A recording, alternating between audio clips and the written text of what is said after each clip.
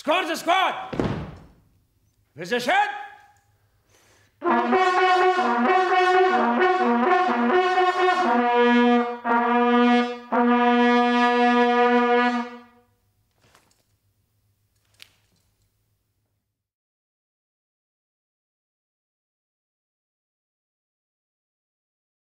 It is our job to fight cheap wars so that our people back home can live expensive lives. There was a mistake. It has been an expensive war. This is how he talks the whole time. Not a man in the company will listen to it. Silence! What will happen now? The war will become more expensive. We here in Jalalabad must be relieved. Then our enemy must be punished. You listen to him. You listen to a drivelling fool. Then all our soldiers must be got out, evacuated, leaving the country in a worse state than we find it.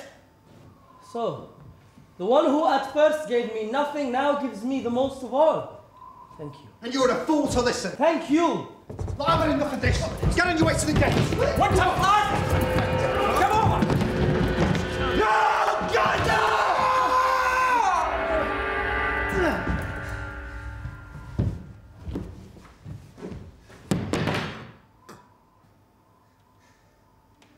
I meant something else. I meant something else.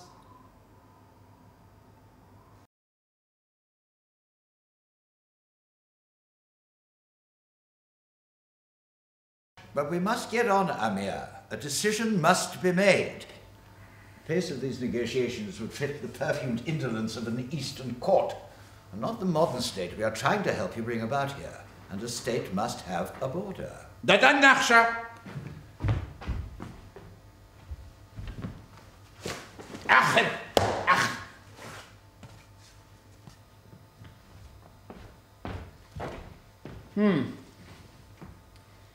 England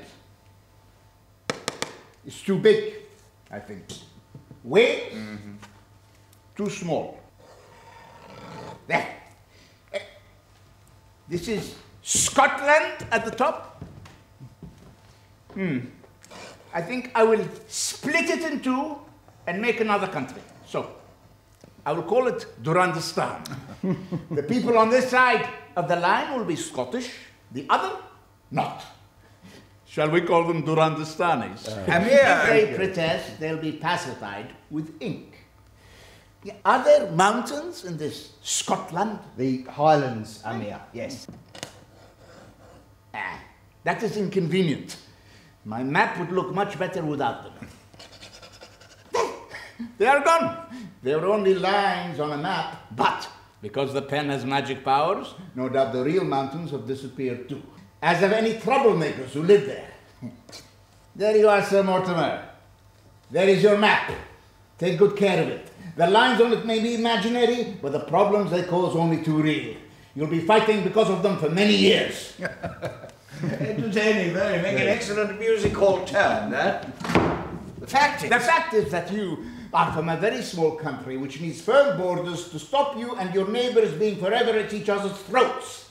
To impose such borders as vast as this is to invite endless trouble. Perhaps, Sir Mortimer, you just do not understand us.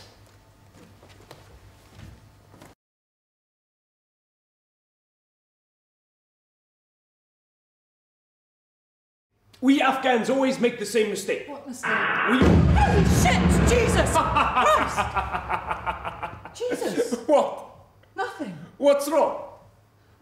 You seem so calm, the ground shook. You've never been under fire before, have you? No. Don't worry about the bombs you can hear. If you heard the bomb, it hasn't killed you. The bombs to be afraid of are the ones you don't hear. Who's firing the bombs? The Taliban. Peasants. They're fighting to drive Massoud and his people out of Kabul. They're getting closer. It looks that way. Does that scare you? They're not interested in me. They want the city. The city is decadent and corrupt. But me in particular, no.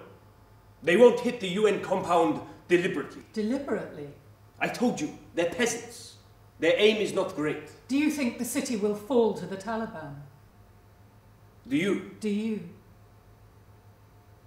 Yes. I think they will win. If there was an election, would you win? Why Why would we have an election? Don't you want democracy rather than violence? You talk about democracy as though there were no violence within it. Democracy contains violence. Democracy is the demonstration of the potential violent power of the majority. Surely a vote is better than a war. In Afghanistan, people have no fear of war. What people fear is the majority. In order to govern in Afghanistan, one must be capable of negotiating between many different possible sources of violence, and one must be capable of violence oneself. Democracy is not a possibility for us. It is not desirable for us. It may never be possible for us. You're angry. Of course I'm angry.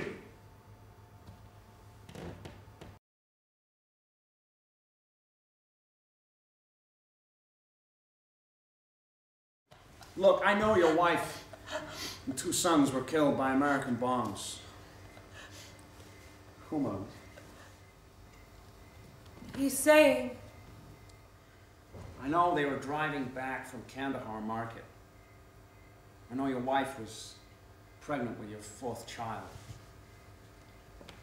I'm sincerely sorry for your loss. He's saying... You know, many, many innocent lives have been and will be lost in this war, but I truly believe it should not stop you from sending your daughter to school. We need 6 more girls to qualify for our charity's funding. It would be 1 classroom. All girls.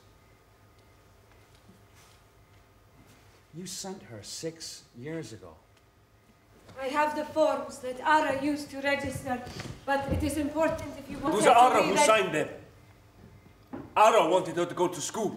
Yes. Because you and Faring talked to her. It was of her own free will, Omi. Who was it?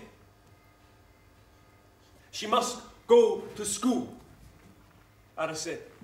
I saw other men beat their wives, but she is strong.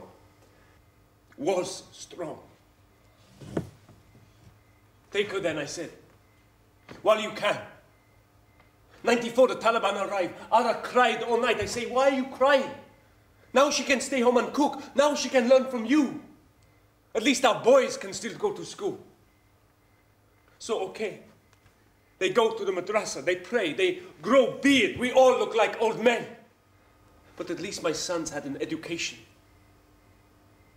But Farin says, so what happens to Baruch? I say, brother, don't make trouble for yourself. He promised me. Your brother wanted to see his niece educated. My brother is dead.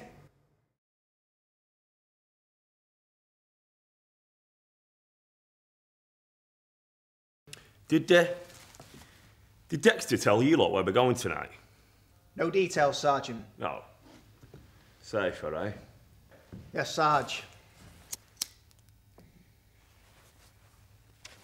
There's a village, north-northeast of Gereshk, called Mazdurak.